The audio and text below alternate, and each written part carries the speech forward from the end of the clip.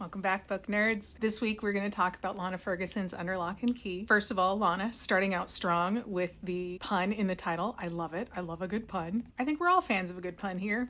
And if you're not, this one is monster romance adjacent. They are in a world where magic exists though, so I consider it relevant, just to let anybody know. If it's in the dedication, it's not a spoiler.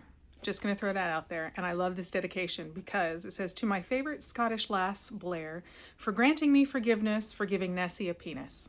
So that tells you right there. I read this one a couple of times. The first time I loved the twists and turns and finding everything out along with Kiana, otherwise known as Key, hence the Key, Lachlan, Kiana.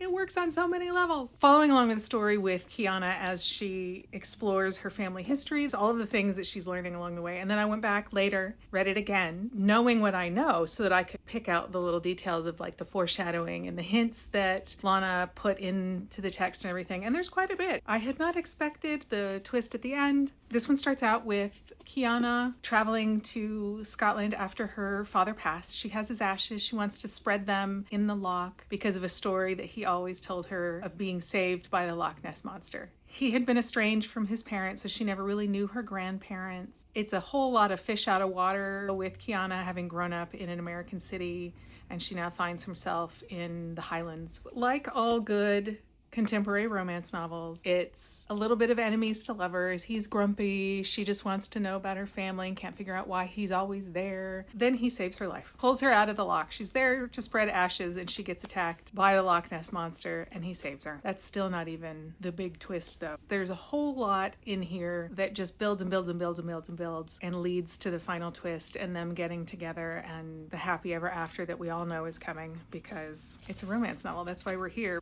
I do want to throw out there that part of why I call this one monster adjacent is because at no point in time is there Nessie shenanigans. It just wouldn't fit the tone of the book. No, it's a little light, and that's really what this book is about. Key and Lachlan, their families and the family history, and just the twists and turns that come with learning our own path and building relationships. So this one, it's a lighter read. It leaves you feeling good at the end of the book. My favorite part about the audiobook was that it was a dual narration by Samantha Summers and Flint Park, and he has a very lovely Scottish accent in this. I have no idea if he does in real life. I'm going to pretend that he does because let me have this. So it adds that extra layer of depth and realism to the audiobook, and it's super charming.